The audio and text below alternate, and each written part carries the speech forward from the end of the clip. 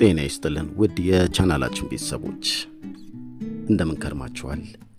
በአዲስ መልክ ዘወትር አርብ የተለያዩ ታሪካዊ እውነትና ሁነቶችን እያጠናከርን ለማቅረብ እንሆ ተዘጋጅተናል። የዛሬውን ፕሮግራም ተጋበዙልን።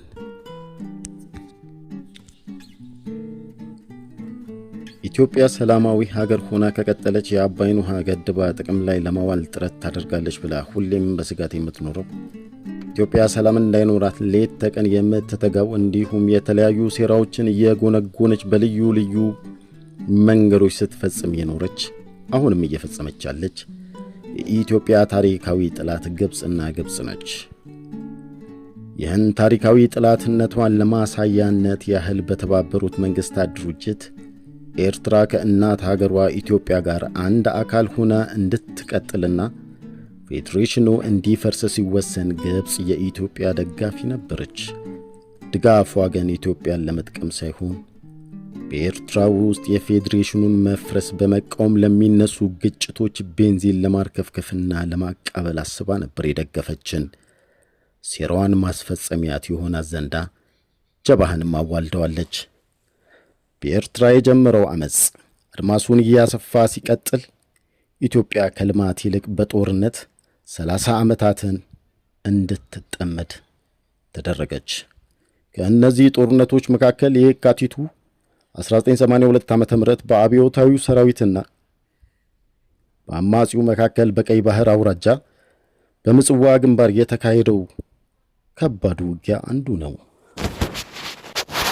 ይህ ውጊያ 10 ቀንና ሌሊቶችን የፈጀ ሲሆን አይረሴ የሆኑ የወቅቱ ጀግኖችን መስዋዕትነት አስከፍሏል።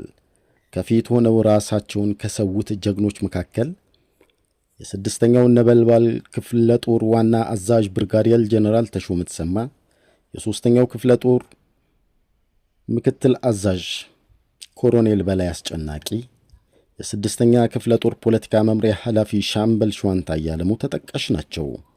በተለይ በየካቲት 9 1982 ዓመተ ምህረት ከጧቱ 1 ሰዓት ከ30 አካባቢ ጀነራል ተሾመ ሀገራቸው ከቀይ ባህር ተገፍታና ባህር አልባ ሆና ከማየት ቀይ ባህርን ዘላለማዊ ቤታቸው ማድረግ ለእርሳቸው ክብር እንደሆነ ወስነው በዙሪያቸው ላሉ አብዮታዊ ሰራዊት አባላትን ሰብስበው ለቀጣዩ ትውልድ አደራ የሰጡበትን ታሪካዊ ንግግር አደረጉ።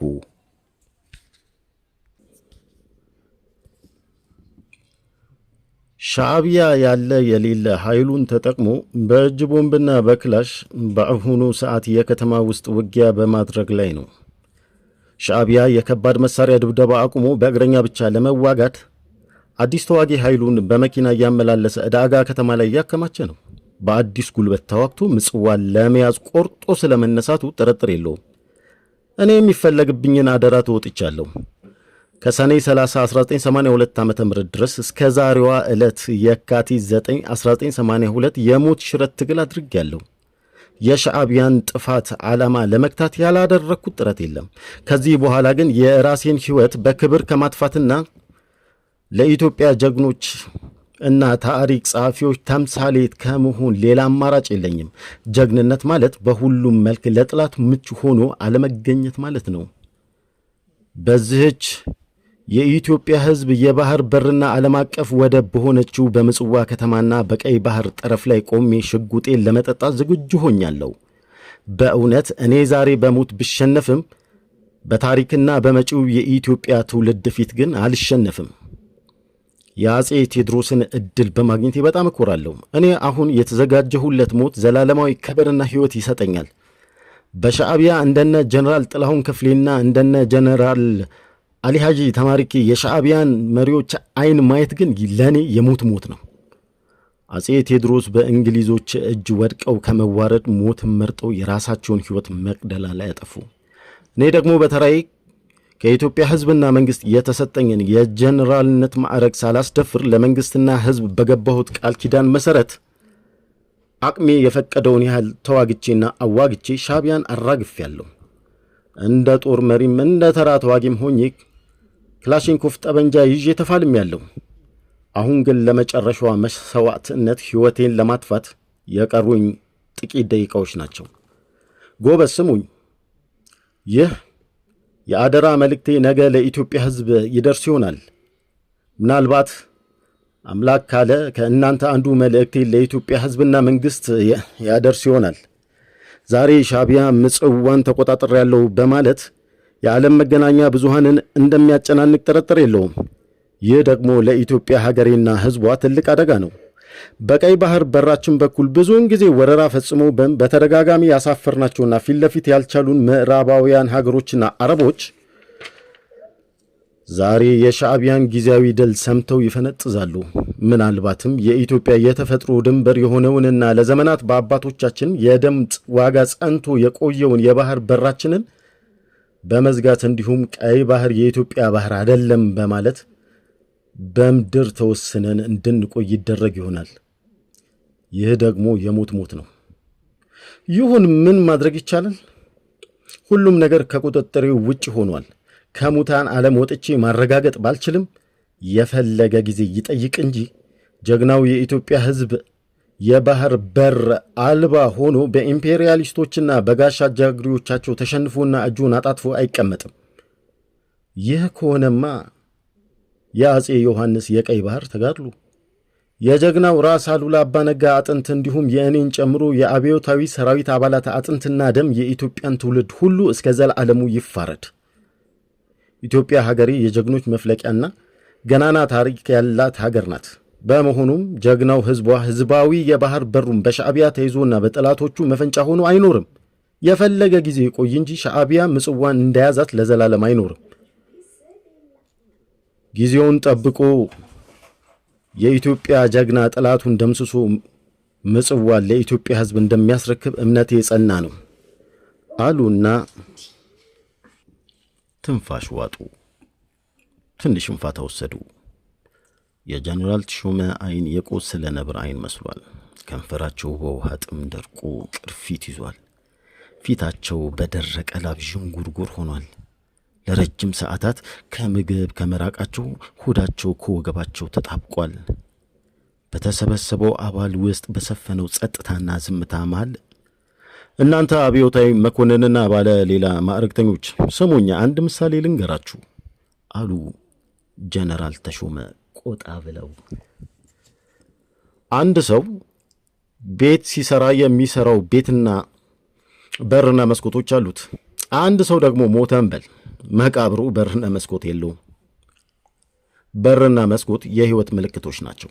በመሆኑም ያለ ሀገር ነጻነትና ያለ ባህር በር ብልጽግና ስለሌለ የኢትዮጵያ ሕዝብ የባህር በር ተነጥቆ የሚኖር ሕዝብ አይደለም።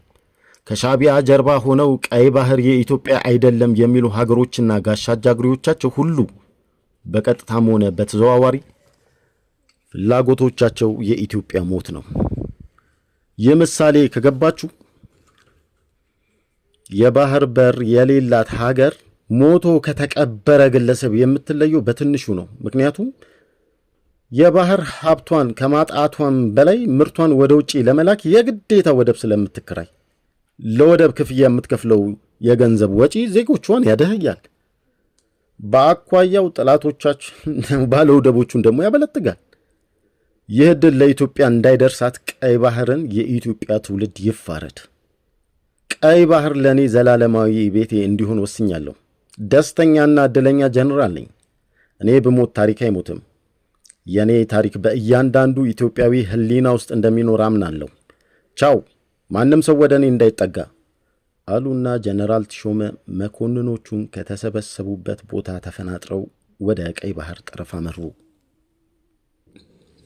የባህር በሩ ጠረፍ ከስብሰባው ቦታ በግምት ከ60 ሜትር አይበልጥም። በፍጥነት ወደ ባህር ጠረፍ ገሰገሱ። ክላሽንኮቭ ጠበንጃቸውን አቀባብለው አውቶማቲክ ላይ አድርገው በቀኝ እጃቸው ጨብጠዋል። በጀነራል ተሾመ ተሰብስበው የነበሩ የአብዮታዊ ሰራዊት አባላት ተደናግጠው ከተቀመጡበት ተነስተው ቆመው የጀነራሉን የመጨረሻ ፍጻሜ ለማየት እየዘገነናቸው እንባ በእንባ ሆኑ። አንዳንዶቹ ደግሞ ሕይወታቸውን ለማጥፋት የክላሽንኮቭና የሽጉጥ መጠበቂያውን ከፍተው የጀነራሉን ተምሳሌትነት ለመከተል ተዘጋጁ። ጀነራል ተሾመ ከምጽዋ ወደብ በስተቀኝ ከሚገኘው ወታደራዊ ወደብና መደብር ላይ ሲደርሱ ለቀይ ባህር ውሃ መገደቢያ በተሰራ ግንብ ጠርዝ ላይ ጀርባቸውን ወደ ቀይ ባህር ፊታቸውን ወደ ምጽዋ ከተማ አድርገው ቆሙ። ቀጥለው በእጃቸው የነበረውን ክላሽንኮቭ ጠበንጃ ወደ ቀይ ባህር ወረወሩት። ከዚያም በወገባቸው ታጥቀውት የነበረውን ኮልት ሽጉጥ አወጡና የሽጉጡን አፈሙዝ በአፋቸው ጎርሰው የካቲት 9 1982 ዓ.ም ከጠዋቱ 2 ሰዓት ከ10 ሲሆን ቃታውን ሳቡት። የሽጉጥ ተኩስ ድምፅ እንደተሰማም በጀርባቸው ወደ ቀይ ባህር ውሃ ላይ ወድቀው ሰጠሙ። እኚህ ቆራጥ መኮንን ለሀገራቸውና ለሕዝባቸው ክብር ሲሉ በሸፍት በተሞላ ውጊያ ውስጥ ራሳቸውን ሰው። ድል የቀናው አስገንጣይና ነፃ አውጪው በ1983 በትረ ስልጣኑን ሲጨብጥ የሀገራችንን ህልውና የሚፈታተን ውሳኔ በማን አለብኝነት እየወሰነ ኢትዮጵያን የባህር በር አልባ አደረጋት። ወደብ ሸቀጥ ነው እያለ ወደብ አሳጣት።